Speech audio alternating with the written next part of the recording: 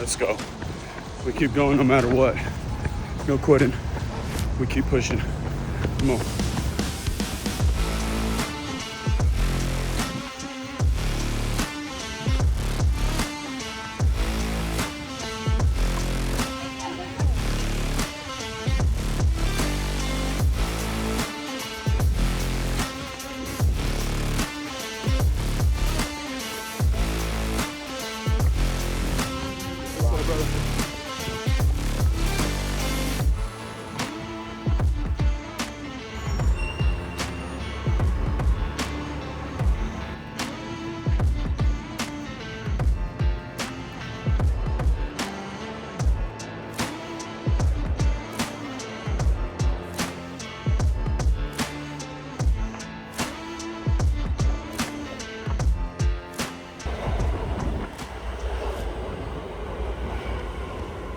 Hey, what's going on, everybody? Quick pause on the video. Don't mean to interrupt. We're going to get back to it just a bit.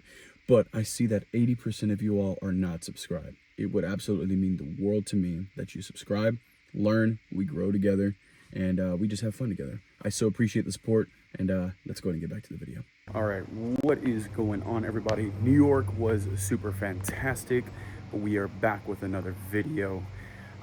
Let's talk about this. This is going to be probably a longer video, more details while I'm here in New Braunfels. So top 5 responsibilities, or even just 5 tips, responsibilities for business owners, entrepreneurs.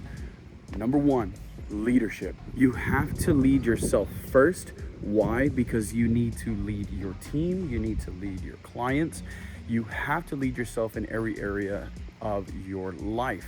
You got to build a team. You got to build a strong team so that when you are not in office or working with them right next to them, they're still going to be able to get the job done. You support them with your strong leadership, and they will then lead their teams, or they lead themselves. That's going to be number 1. Had to come into the shade because it's starting to get a little hot. Tip number 2, a lot of people do not talk about, business owners don't talk about, is the compliance of your business, the legal status, the IRS portion of your business. Now I get it. You can hire somebody to do all of this for you, and you can hire a staff, a bookkeeper, an attorney. I completely understand that. Very valid. But I'm talking to the beginners that are just starting out. You just started your LLC. You just started your company. Get into compliance, making sure your books are correct. You need to know the ins and outs. It's good to know what to do. That way, when you hire your bookkeeper or a CPA, you understand the metrics, the numbers, the state filings, the costs, the fees. Making sure you understand that portion, even though yes, you could hire a professional and let them handle it. Again, know your compliance on your state permits, anything that could get you in trouble. Let's stay away from that stuff. Know your compliance. That's tip number 2. All right, so tip number 3 is going to be strategic planning.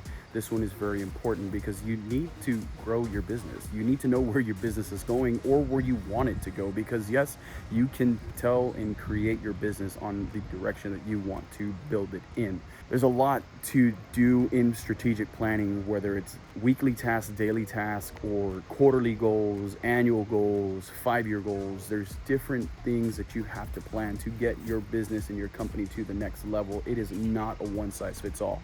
The way I do something for my strategic planning could be completely different from the way you do it. And maybe we meet different goals, different times, seasons. We all hit different goals. The biggest thing is you need to have a plan layout. Growing your business plan, expanding your business plan, making it smaller, and just really focusing on one thing could be a business plan.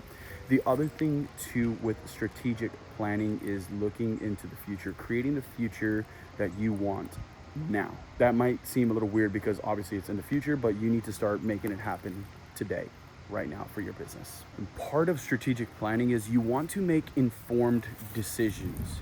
If you don't know something, go and find the answer from mentors. Learning something every day will definitely help you make the right choices and the decisions. You just don't want to be shooting off the cuff, right off the hip. Yes, it might sound like a great idea, but 3 years or even the next quarter or the next year or the next annual meeting, hey, this wasn't a great idea. Get information first, learn it, implement it slowly into your business, make it happen, and watch the progress go. All right, so tip number 4, the reason why I picked this one for number 4 is because it goes into your strategic planning. So it's going to be, number 4 is innovation and improvements. Innovating is doing something different, changing up something to progress to the next level. Thinking of something better way of, in this case, editing your photos, a different way of processing new clients. There's always ways to change something for the better, making improvements for your business. Again, when you have business, the ultimate goal should be to grow and expand your business. It's not just to stay in the same box, which, no judgment if you want that, but I'm talking to world changers and world leaders here, starting out from the basics. I want you to grow, I want you to succeed, so you have to improve weekly, daily, monthly, quarterly, annually, every fiscal year. There has to be change for improvements. Always, always, always. Let's grow the business. That's going to be tip number 4, innovation and improvements. And tip number 5 I recommend is going to be time management.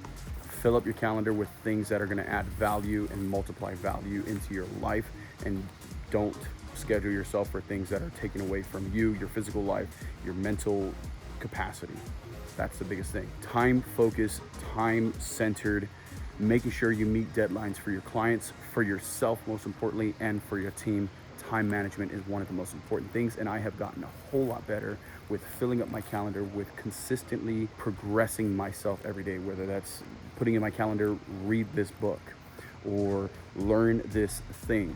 ChatGPT is literally what I've been on, and learning about AI and asking it questions and learning and expanding my knowledge about business and learning more about business and photography and about algorithms with Instagram, Facebook, YouTube, and things like that. There's always time to learn something. So my thing is, put it on your calendar. No blank spaces. There's a great YouTube friend that I like to watch. I consider him my YouTube mentor.